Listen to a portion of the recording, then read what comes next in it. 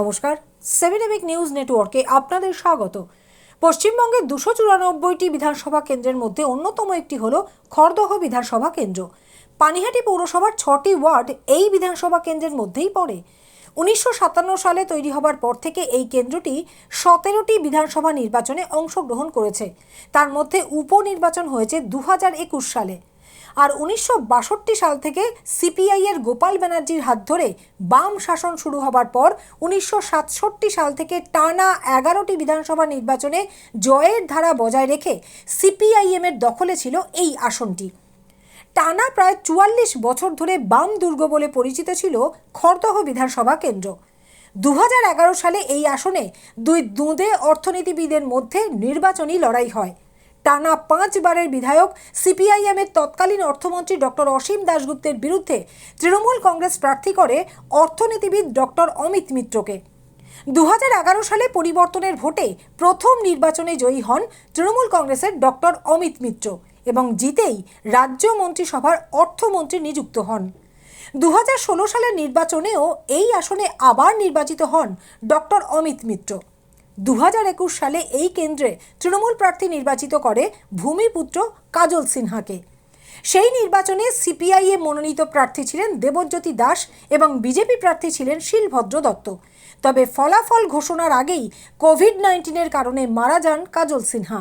তবে ফলাফলে দেখা যায় প্রধান প্রতিদ্বন্দ্বী হিসেবে দ্বিতীয় স্থানে উঠে আসে বিজেপি এবং সিপিআইএমের দেবজ্যোতি দাস তৃতীয় স্থানে পৌঁছে যান। এরপরেই ওই কেন্দ্রের উপনির্বাচনে বিশাল জয়ের ব্যবধানে জয়ী হয়ে রাজ্যের মন্ত্রী হন তৃণমূল কংগ্রেসের আর এক প্রবীণ নেতা শোভনদেব চট্টোপাধ্যায়।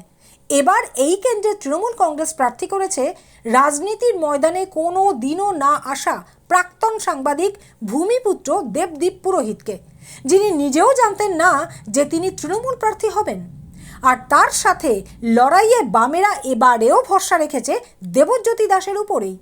আর প্রার্থী হিসেবে মনোনয়ন পাওয়ার পরেই কর্মী সমর্থকদের সঙ্গে নিয়ে বিধানসভা অঞ্চল জুড়ে জোর কদমে প্রচার শুরু করে দিয়েছেন দেবজ্যোতি দাস। এদিন দেখা গেল খড়দহের বিভিন্ন অঞ্চলে কর্মী সমর্থকেরা দেবজ্যোতি দাসের সমর্থনে কোমর বেঁধে দেওয়াল লিখনের কাজ সারছেন। আর দেওয়াল লিখনের মধ্যে দিয়ে দেবজ্যোতি দাসের স্পষ্ট বার্তা হলো এবার ভোটে তিলোত্তমা ও তামান্নার বিচারের অঙ্গীকার হোক। পাশাপাশি দুর্নীতিমুক্ত সমাজ গড়ে তোলার অঙ্গীকারও করেন দেবজ্যোতি।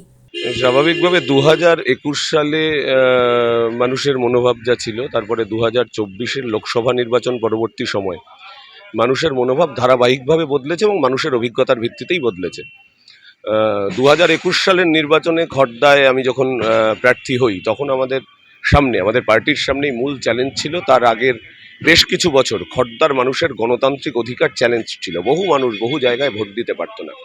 আমাদের 2021-এর ভোটের মূল লড়াই ছিল খড়দার মানুষের গণতান্ত্রিক অধিকার প্রতিষ্ঠা করা।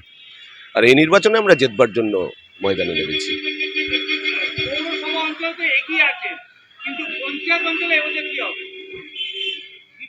পৌরসভা অঞ্চলে এগোনোর যে ধারা, এবার সেটা পঞ্চায়েত অঞ্চলে ছড়াবে, সংক্রামিত হবে।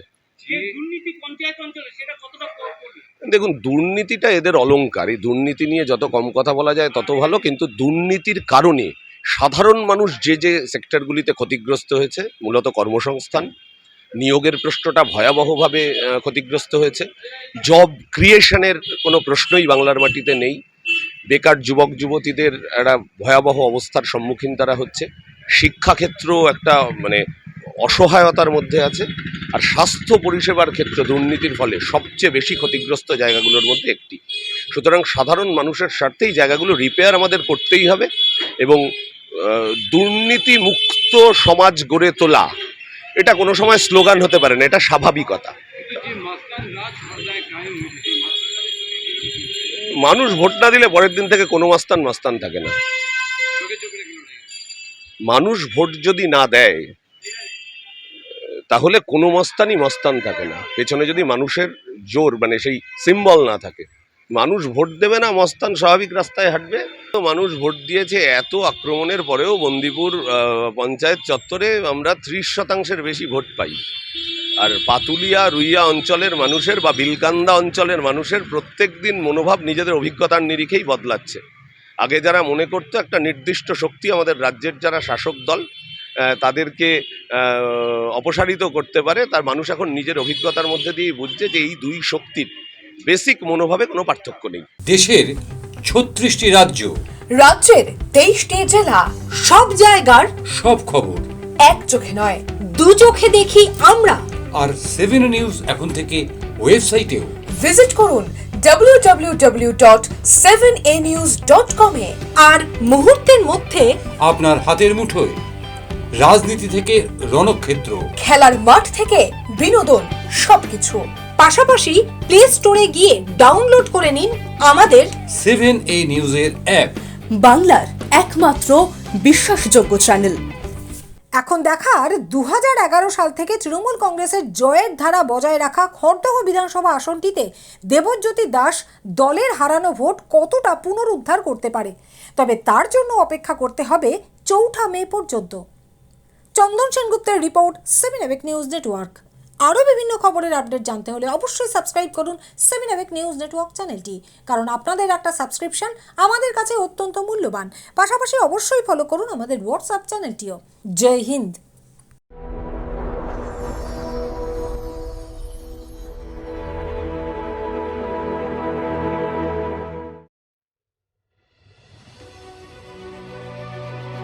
Elegance is never accidental. It is chosen, curated, defined by intention. In a world of excess, true luxury whispers. It does not compete. It does not demand attention. It commands it. At B20s, we create more than jewelry. We shape presence. Every curve is considered, every surface refined, every detail deliberate, crafted with precision, finished with restraint, designed not to overpower, but to elevate. Because luxury is not about display, it is about distinction. The quiet confidence of gold against skin, the subtle brilliance of light catching movement, the harmony between strength and grace. This is not ornament, it is expression, not decoration, but identity, a reflection of self, unapologetic, uncompromised, timeless. At B20s, modern elegance finds its voice without ever speaking. This is refinement without noise, beauty without excess, luxury without effort. B20s, the premium luxury brand. Elevate your everyday.